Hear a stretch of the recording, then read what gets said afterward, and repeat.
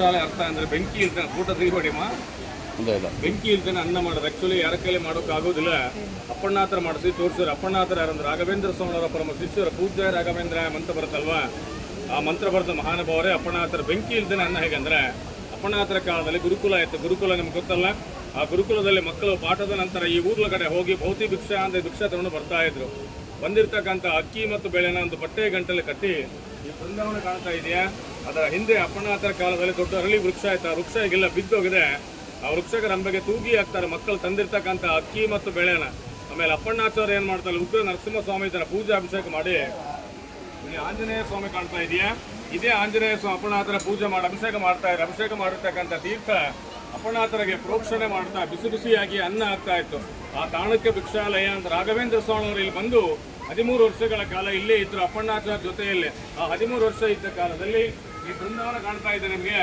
ಈ ಜಾಗದಲ್ಲಿ ಸಾಕ್ಷಾತ್ ರಾಯರ ಪೂರ್ಗಮುಂಟು 13 ವರ್ಷಗಳ ಕಾಲ ಹೋಮ ಜಪ ತಪ ಮಾಡ್ತಕ್ಕಂಥ ಸ್ಥಳ. ಇದಕ್ಕೊಂದು ಮಾಮೂಲಿ ಜಾಗ ಅನ್ಕೋಬೇಡಿ, ತುಂಬಾ ಜಾಗೃತವಾದ ಸ್ಥಳ ಇದು. ಈ ನೀವು ನೋಡ್ತಕ್ಕಂಥ ಬೃಂದಾವನ ಅಪ್ಪಣ್ಣಾಚಾರ್ಯ ಬೃಂದಾವನ ಅಲ್ಲ, ಇದು ಅಪ್ಪಣ್ಣಾಚಾರ್ಯ ಪ್ರತಿಷ್ಠಾಪನೆ ಮಾಡಿದ ರಾಯರ ಏಕಶಿಲಾ ಬೃಂದಾವನ. ಇವತ್ತಿಗೂ ಬೆಳಗ್ಗೆ 4:15 ಸುಮಾರು ಅಪ್ಪಣ್ಣಾಚಾರ್ಯ ಮತ್ತು ರಾಯರು ಇಲ್ಲಿ ಬಂದು ಇವತ್ತಿಗೂ ಸ್ನಾನ ಮಾಡಿ ಹೋಗ್ತಾರೆ ಅಂತ ಪ್ರತೀತಿ ಇದೆ. ನೀವೆಲ್ಲ ಟಿವಿ ಸೀರಿಯಲ್ ನೋಡಿರ್ಬೋದು, ಅಪ್ಪಣ್ಣಾಚಾರ್ಯ ಬರ್ತಾ ಇರ್ತಾರೆ, ನದಿ ದಾರಿ ಬಿಟ್ಟರೆ ನೋಡಿರ್ಬೋದು. ಆ ಜಾಗ ಇದೇ ಜಾಗನೇ. ಇಲ್ಲಿಂದ ಅಪ್ಪಣ್ಣಾಚಾರ್ಯ ಮಂತ್ರಾಲಯಕ್ಕೆ ಹೋದ್ಮೇಲೆ ಮಂತ್ರಾಲಯ ಬೃಂದಾವನ ಕಂಪ್ಲೀಟ್ ಆಗಿರುತ್ತೆ. ಆ ಬೃಂದಾವನೊಳಗೆ ಕ್ಷಣವೇ ಅಪ್ಪಣ್ಣಾಚಾರ್ಯ 3 ಚೂರು ಕೆಳಗಡೆ ಬೀಳ್ತಾರೆ. ಆಗ ರಾಯರು ಬೃಂದಾವನ ಒಳಗಿಂದ ಹೇಳ್ತಾರೆ, ಅಪ್ಪಣ್ಣ ಪ್ರತಿನಿತ್ಯ ನನ್ನ ದರ್ಶನಕ್ಕೆ ಮಂತ್ರಾಲಯಕ್ಕೆ ಬರಬೇಡ, ನಾನು 13 ವರ್ಷ ಇಲ್ಲಿ ಕೂತ್ಕೊಂಡು ಹೋಮ ಜಪ ತಪ ಮಾಡ್ತಾ ಇದ್ದ ಬಿಚ್ಚಾಲಿ ಒಳಗೆ. ಆ ಜಾಗದಲ್ಲಿ ಬೃಂದಾವನ ಪ್ರತಿಷ್ಠಾಪನೆ ಮಾಡು, ನಿನ್ನ ಜಾಗಕ್ಕೆ ನಾನೇ ಬರ್ತೇನೆ ಅಂತ ಹೇಳಿದಾಗ ತಿರ್ಗಾ ಅಪ್ಪಣ್ಣಾಚಾರ್ಯ ಅಲ್ಲಿಂದಲಿಗೆ ಬಂದು ಏಕಶಿಲಾ ಬೃಂದಾವನ ಪ್ರತಿಷ್ಠಾಪನೆ ಮಾಡಿದ್ರು. ರಾಯರು ಜ್ಯೋತಿ ರೂಪದಲ್ಲಿ ಬಂದು ಅಪ್ಪಣ್ಣಾಚಾರ್ಯರಿಗೆ ಇಲ್ಲಿ ದರ್ಶನ ಕೊಟ್ಟರು.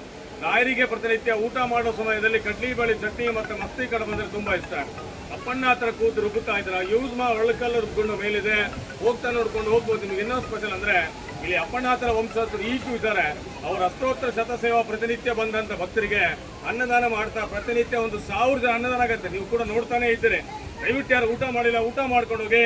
ಇಲ್ಲಿ 108 ರೂಪಾಯಿ ಕೊಟ್ಟರೆ ಒಂದಿನ ಬರೀ ಪಂಚಾಮೃತ ಆಗುತ್ತೆ, ಕೊಡ್ಬೋದು, ರಿಸಿಪ್ಟ್ ಕೊಡ್ತಾರೆ. ಬಟ್ ಸೇವೆಗಳಿಗೆ ಹೋಗಲ್ಲ.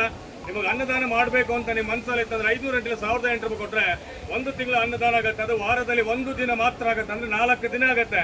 ಇಲ್ಲ 1 ತಿಂಗಳ ಪ್ರತಿನಿತ್ಯ ಅನ್ನದಾನ ಆಗಬೇಕಂದ್ರೆ 2,508 ರೂಪಾಯಿ ಕೊಟ್ಟರೆ 31 ದಿನ ಅಷ್ಟೋತ್ತರ ಅನ್ನದಾನ ಮಾಡಿ. ಅದರಲ್ಲಿ ಏನು ವಿಶೇಷ ಅಂದ್ರೆ ಮಕ್ಕಳ ವಿದ್ಯೆ ಆಯುಷ್ ಆರೋಗ್ಯ ಮದುವೆಗೋಸ್ಕರ ಪ್ರತಿ ಭಾನುವಾರ ನಾವು ಇಲ್ಲಿ ಹೋಮಗಳು ಮಾಡ್ತಾರೆ. ನಿಮ್ದೆಲ್ಲ ಪ್ರಾಬ್ಲಮ್ ಸಹ ಬರ್ಕೋತಾರೆ, ಮತ್ತೆ ದುಡ್ಡೇ ಕೊಡ್ಬೇಕಂತಿಲ್ಲ, ಆನ್ಲೈನ್ ಸಹ ಮಾಡ್ಬೋದಿಲ್ಲ. 5,008 ಕೊಟ್ಟರೆ 1 ವರ್ಷ ಆಗುತ್ತೆ. 10,008 ಕೊಟ್ಟರೆ ಶಾಶ್ವತವಾಗಿ ಅನ್ನದಾನ ಆಗುತ್ತೆ. ಅದು 1 ದಿನ 1 ತಿಂಗಳ 1 ವರ್ಷ 10 ವರ್ಷ ಅಂತಲ್ಲ, ನಿರಂತರವಾಗಿ ನಡೀತಾನೆ ಇರ್ತದೆ. ಮನೆ ಹೊರಗಡೆ ಆಫೀಸ್ ದುಡ್ಡು ಮದುವೆ ನಾಗದೋಷ ಹತ್ತತ್ರ 100% ಒಳಗೆ 70-80% ಖಂಡಿತ ಮುಗಿದೋಗುತ್ತೆ. ಕೆಲವೊಂದು ಜನ ನಮಗೆ ಫೋನು ಮಾಡಿ ಹೇಳ್ತಾ ಇದ್ದಾರೆ, ಸ್ವಾಮಿ ನೀವು ಹೇಳಿದ ಆಗಿದೆ ಅಂತ. ನಿಮಗೆ ಲಾಸ್ಟ್ ಒಂದೇ ಹೇಳ್ತೇನೆ, ನಿಮಗೆ ಯಾವುದೇ ರೀತಿ ಪ್ರಾಬ್ಲಮ್ಸ್ ಇರಬಾರ್ದು ಅಂತ ನಾವು ರಾಯರ ಹತ್ರ ಪ್ರಾರ್ಥನೆ ಮಾಡ್ಕೋತೀವಿ.